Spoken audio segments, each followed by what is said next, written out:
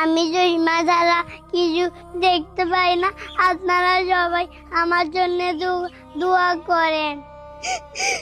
মা হয়ে আমি কিভাবে সহ্য করি আপনারা বলেন। আমি পড়ালেখা করতে পারি না। আমি চোখ দিয়ে দেখতে আমার সমস্যা হচ্ছে। আমি সব ভালো মতো দেখতে পাই না। ওই এরকম করে আমার কাছে এসে বলে, আমার ভিতরটা ফেটে যায় ওর জন্য। মা হয়ে আমি কিভাবে সহ্য করি আপনারা বলেন। মা হয়ে কিভাবে সহ্য করবো? আমার সন্তান আমাকে যখন এভাবে বলে আমার সহ্য হয় না।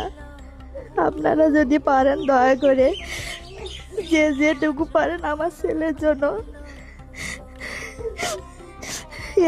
সাহায্যের জন্য এগিয়ে আসবেন। ওর চোখে এটা হচ্ছে গ্লুকোমা রোগ, এটাকে বলা হয় নীরব ঘাতক। এটা আস্তে আস্তে ওর চোখটাকে নষ্ট করে ফেলছে। এখনও সম্পূর্ণ টাকা ম্যানেজ করতে পারি নাই। তো আপনাদের মাঝ থেকে যদি কেউ আমাকে একটু সহযোগিতা করেন, আমার বাচ্চাটা আপনাদের মাঝে সুস্থ হয়ে ফিরে আসবে।